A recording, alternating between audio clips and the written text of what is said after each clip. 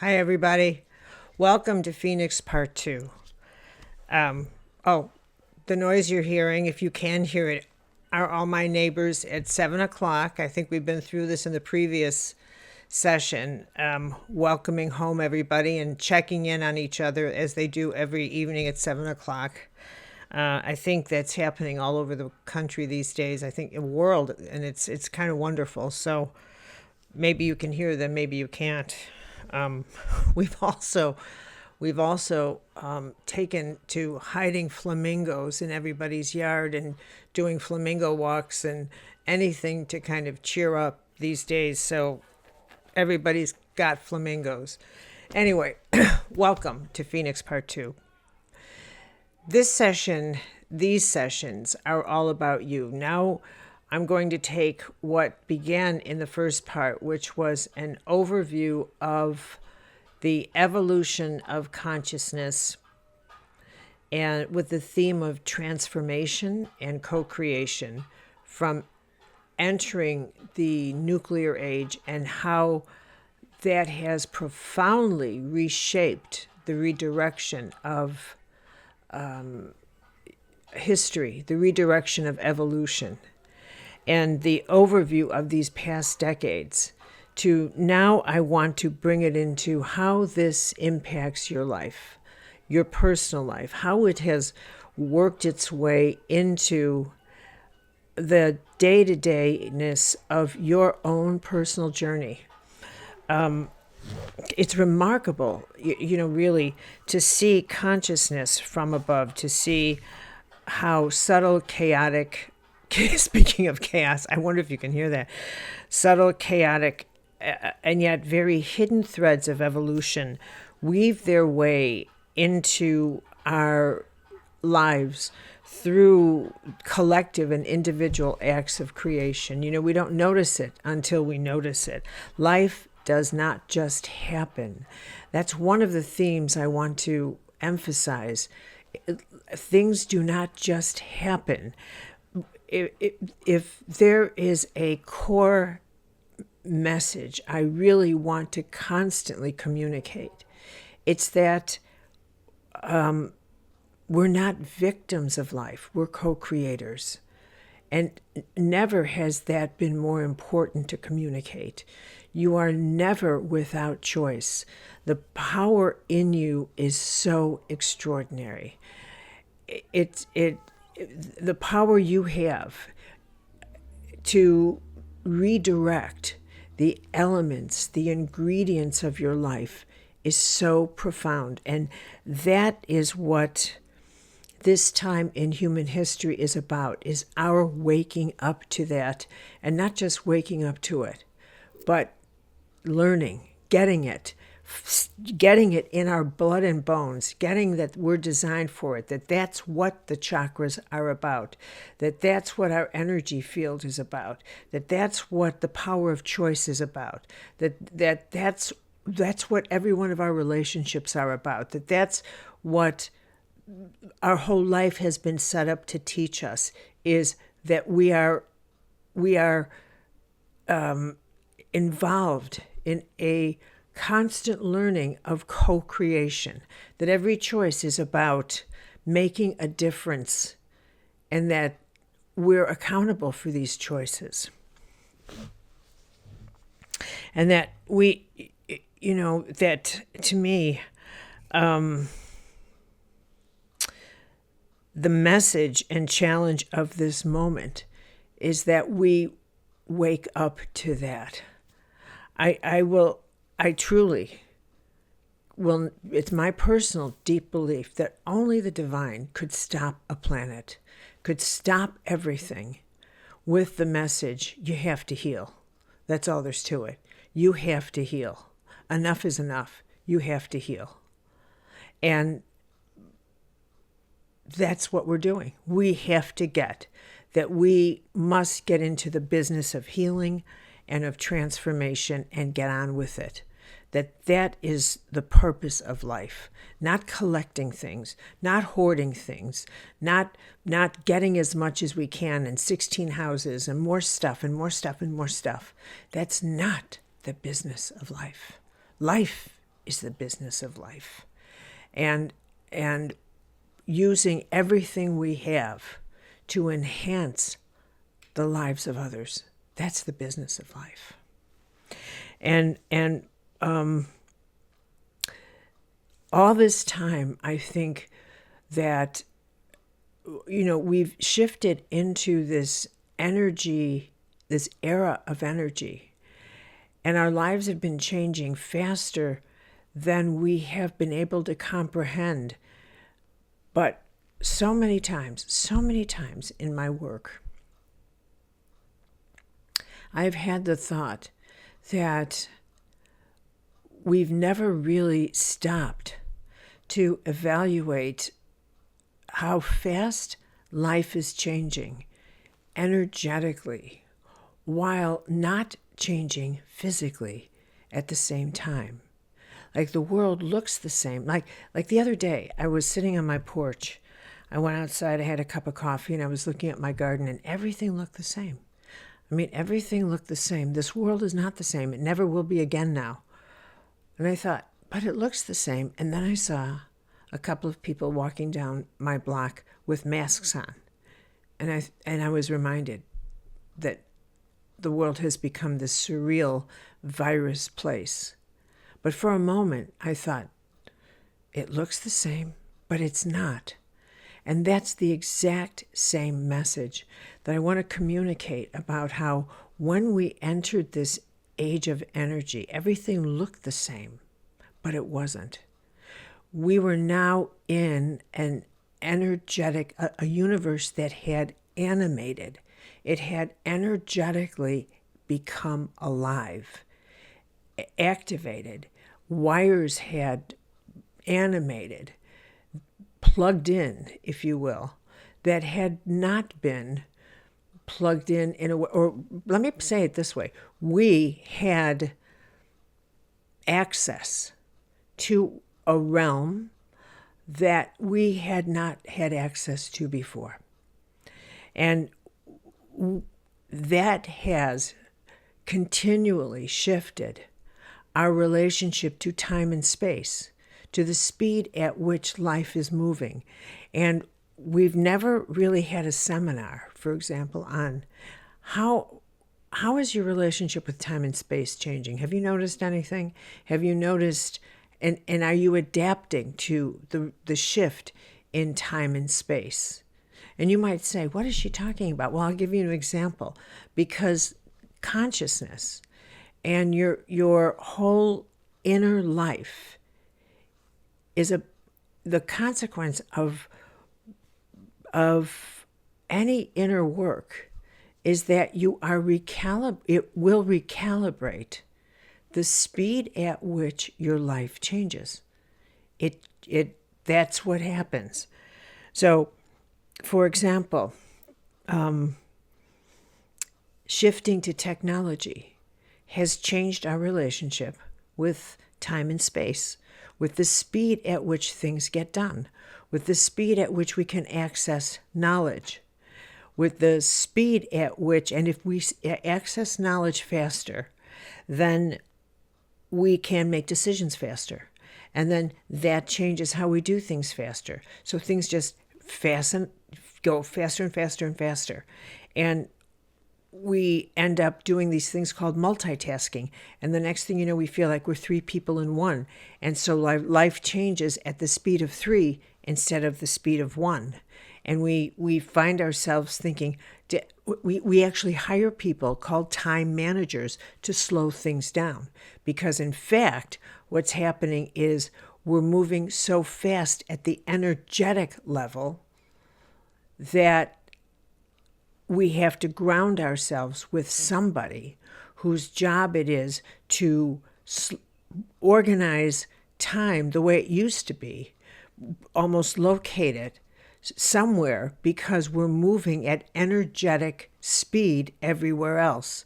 We can Google things. We can get something in 5 seconds that used to take 5 days. And so in 5 seconds, we can get to something. And then because of that, we can make a decision that would have taken 5 weeks. And we can make that decision in 10 minutes. That's what consciousness does. It expands your, that's what the pursuit of truth does.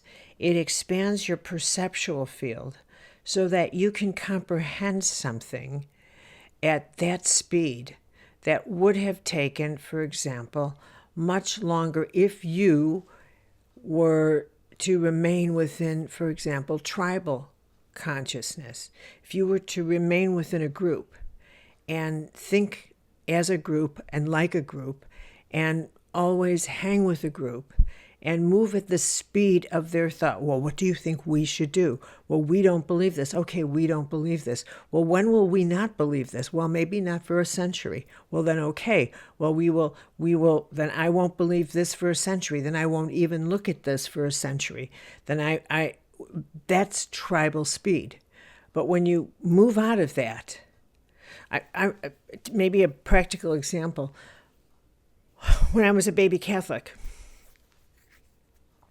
I remember there were many times when I was, the early religion, not theology, but religion. And a lot of it struck me as being, and I remember thinking, this doesn't make sense. And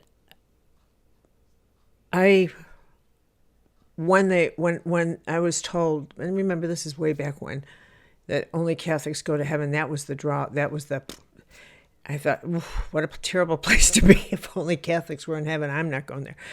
So that was the point at which I thought, something's wrong here. Something's wrong. Something's great, big, huge wrong. And I announced to my family that I had a problem here. And then I remember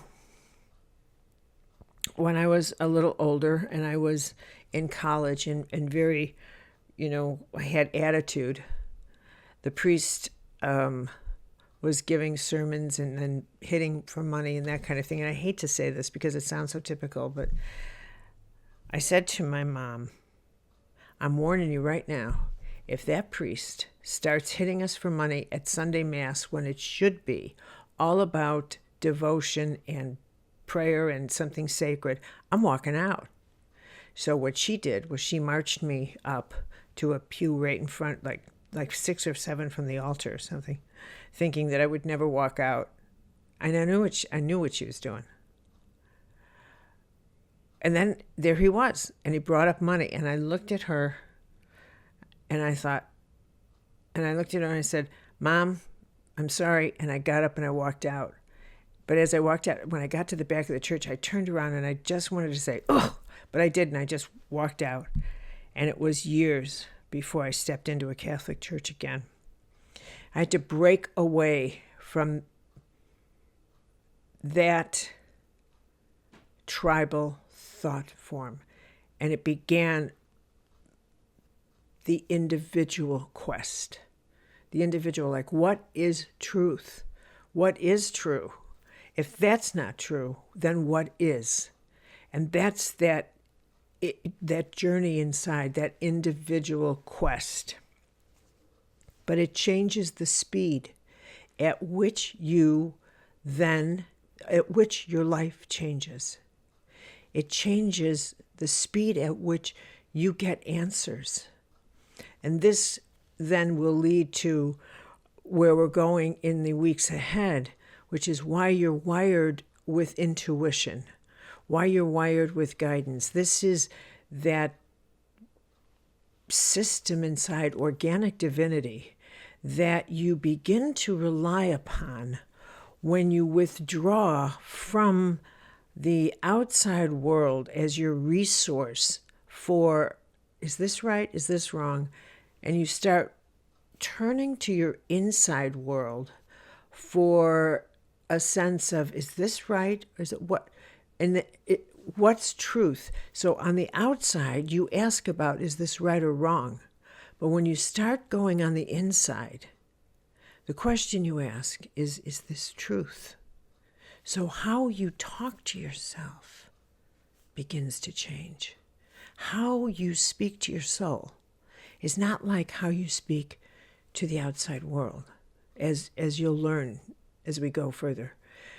You speak inwardly in much more receptive questions like, is this the truth? And your soul responds no and yes, versus how you talk to someone on the outside, because people on the outside are always interested. Is this good, bad, right, wrong? That's how tribe and earth people talk. People talk. But when you get into mystical dialogue, it doesn't work that way. There you resonate with, is this the truth? Is this an illusion? What am I perceiving? This is the journey you're on. This is the journey you're on. The journey from withdrawing from that to this. That's what you're on. And this journey shifts your relationship to the speed at which you comprehend what's going on in the world, what's going on in your world, the speed at which your life moves. And you know, I want to hit a pause button here. I just really need to emphasize at a grounded level how realistic this idea of speed is. And that through the years, it took me a while to actually get that there were physical, consequences to this in terms of our health. That this is not just a mystical crisis I'm talking about. That people would use phrases like, I'm burned out. People would crash and burn. That's another phrase I've heard people use. Maybe you've used it yourself. Or the rise in numbers of people who would have chronic fatigue. These energetic disorders, if you will, that have developed over the course of these past decades, that come from the fact that we are in this energetic world now. But part of our challenge is that we're strangers in this world. We speak about it, but we don't know our way around yet. We don't know what we're susceptible to. We don't understand our energetic immune system. Excuse me. We don't, and as a result, we don't even actually regard ourselves as energetic beings yet. That's something we can talk about, we might think about it, but we don't take it seriously. We don't get that we're on an evolutionary energetic journey in physical matter. It doesn't make any sense to us because we so rely upon the physical world, and I get that. But if you really thought about it, 90% of your life is invisible. 90% of your life is energetic. Everything that you value, you can't see. From love to intelligence to imagination to your computer system to the internet to how you work to how you communicate, you can't see any of this. Everything that has any value to you at all, your energetic system, you can't see. So you're operating on faith and on energy all the time, and yet it's the very system that you protect the least. It's the very system that you know least about in terms of its biospiritual nature and its biospiritual power and its biospiritual vulnerabilities and its needs and how to maintain and sustain it, how you lose power, how you maintain and sustain your power, and how you and your power to create, and what an act of creation is, and what it means to lose your power, and what what it means to make a choice and to think clearly, do I actually want to make this choice because it's going to cost me this much of my power if I do this? And some part of my bioenergy system is going to have to go into debt if I react in anger to this. And I don't have enough energetic currency to incur that kind of debt. And if I do, it's going to take it from my cell tissue because I don't have enough energy in my immune system, my energetic immune system, so it will have to draw upon my cell tissue to manage the foolish choice I've just made. And that's how energetic debt gets into your cell tissue, and that's how disease starts, as we'll get to when we get to health. You see how this works? And if you really had a consciousness about that, you would stop and think, I can't make that decision. I can't make a choice like that. I can't respond like that with my power because, first of all, I don't have enough power to even manage a choice like that. So, no, I have to play by different rules. This is what the journey of life is about, learning those rules, learning the rules we need to live by. It's as simple as that. Now, isn't that fascinating? I mean, you know what? This is where I really was born to be in a classroom. I really was. I was born to teach. And so this is where I want to see your faces. And I want to see you like, I don't get it, or I get it. I get exactly what you're talking about, or I don't get it. And so I have to feel you right now. I just want to get that I just made sense to you. I hope I made sense to you. I miss you. I want to be in a classroom with you. Okay.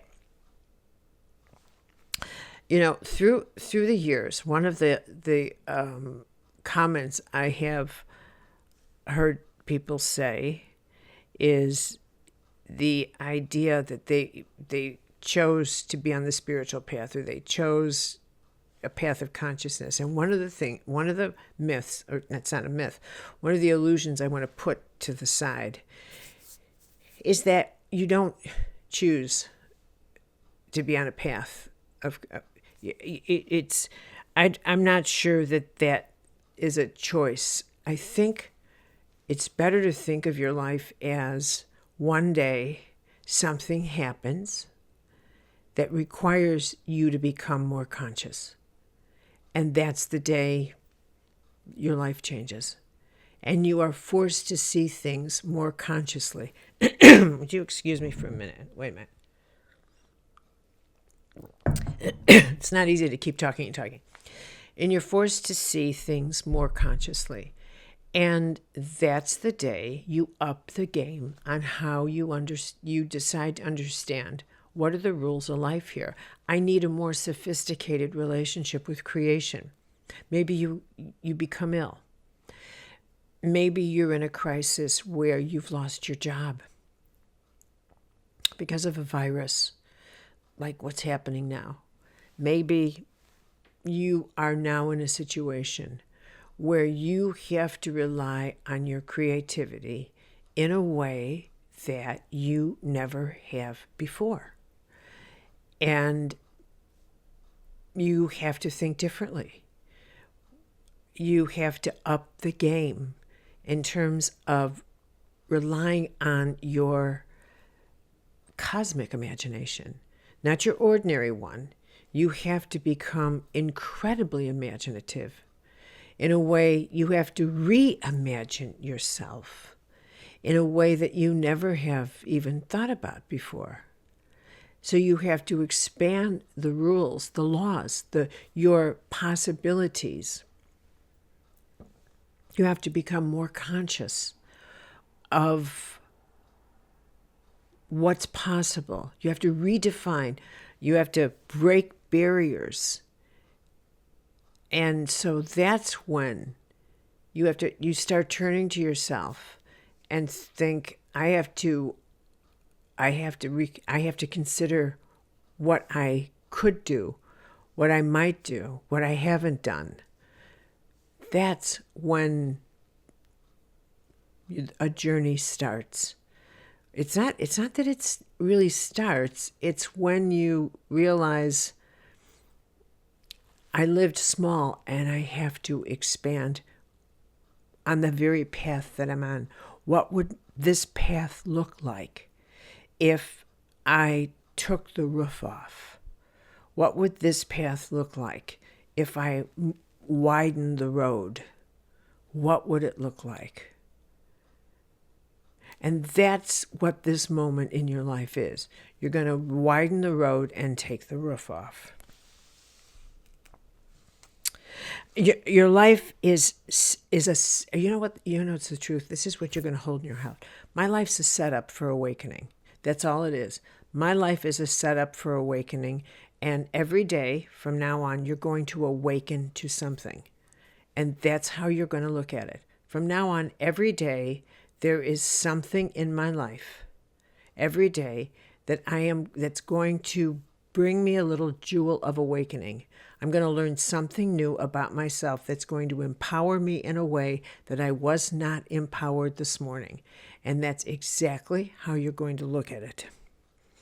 That the awakening is a journey of self-excavation. And this is how you're going to think of organic divinity. That, in fact, this is God in your blood and bones.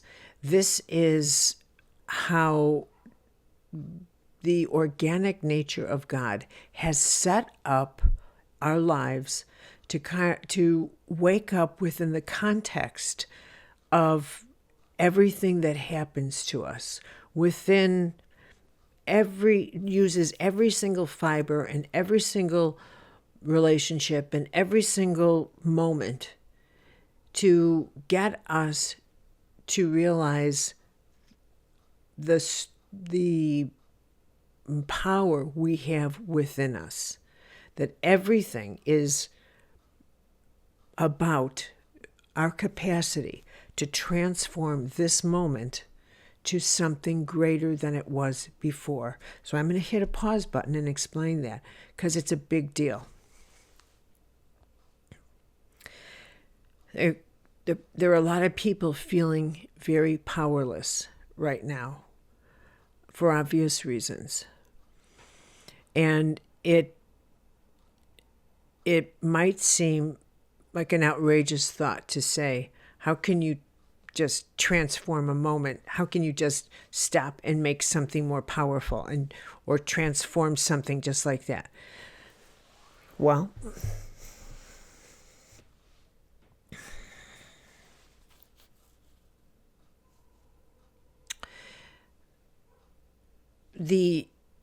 one of the teachings we're focusing on in these weeks is that what is power? Power is your fundamental ingredient. Everything that life is about is how you understand power. How you understand power. And in any situation, and in any moment, you can say to yourself, I'm powerless or I'm not. I'm powerless or I'm not. Which is it? That choice right there. It doesn't matter. It doesn't matter if you do not immediately see a way through. It doesn't matter. What matters is how you respond. That matters. It matters if you say, I'm not powerless. Somehow heaven will help me. I'll receive a help. I'll get a thought. Something will happen. I am not powerless. So long as I'm alive, I'm not powerless. If you can hold that magnetizes, just by the laws of nature, your energetic field in a way that feeling powerless and thinking powerless cannot do. If it's like turning lights on and turning lights off. If you say to yourself, there's nothing, I'm helpless, there's nothing I can do, I'm telling you, it's like turning the lights off, turning your magnetic field off, and just unplugging your energy field. If you say, I'm not helpless, I'm not sure what to do, I'm not sure how to go, but I am believing that somehow grace is going to download it, and I'll find a way, because that's what grace does. It comes when I need it. I need it now more than ever. I need some badass grace. And it's going to happen, because it has to, because I need it now, and that's the way it works. And that's it. You've got to help me, because I need it, and no human being can help, and that's when I need a miracle, and I need it now. And that's how it works. So power is the lesson. Now, I'm going to give you a homework assignment, and this is the preview of it. So I want you to pay attention to this, and I want you to think about this as I talk to you, because I'm emphasizing power for a reason. Before, I'd say before the nuclear age, before us, people didn't talk about their inner power the way we do. They didn't dwell on it. They didn't process it. Because power and co-creation and transformation, that wasn't the thing. They weren't in the energy age. They weren't in the age of consciousness. They weren't involved in the cosmic lesson of learning they co-create reality. That was not the lesson of the previous centuries, but it is ours. And so we are inwardly focused and completely compelled to understand the nature of our power. We don't even know why, but that's why. It's because it is the dictate of the time.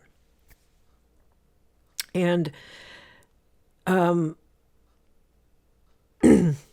want to ask you this. What do you resent the most, and what experiences in your life require the most arduous personal healing? What do you resent the most? And what experiences in your life require the most arduous, rigorous of healing? Some experience of loss of your own power is probably the answer. Being unable to utilize your own power to change your circumstances, or being violated or humiliated. That's a big one. Or unable to defend or protect yourself because you feel powerless. Or an act of self-betrayal because you refused to engage your own power when you knew you could, but you chose to do otherwise for fear of handling the consequences. So I'm going to repeat this. And I'm going to repeat this, and I want you in the mind frame that power is the substance, that when you lose it, when you are feeling at your weakest, the thing you resent the most, the issue you find most difficult to heal or recover from, is always today an issue related to your power. To your power.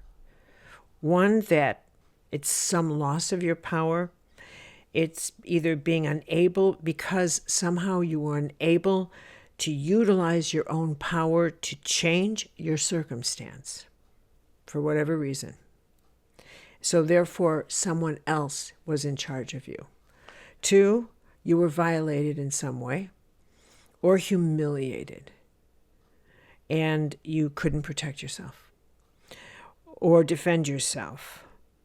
Or you participated in an act of self-betrayal because you refused to engage your power for fear of handling what the consequences would be to you if you did protect yourself in that circumstance. Whatever those reasons are, the source of your feeling weak and powerless, the source of what causes a person to go on the longest healing journeys the hero's journey, the longest journeys, is because they go in search of their power. They have to get their power back. Look at how we talk today. You want to become, here's the operative word, conscious of, where's my power? How did I lose that? What did I do? How did that happen? I have to get my power back. Why? Why are we so obsessed with that? There was a time when that would never have been the case, but it is now. It is now. And I absolutely have to make this point that it's because we are born knowing. We are born knowing that we're accountable for our power. We're born knowing that. We are born knowing that we are accountable for the use of the power that we have been given. We can call it our soul, whatever word you want, but we are held accountable for this.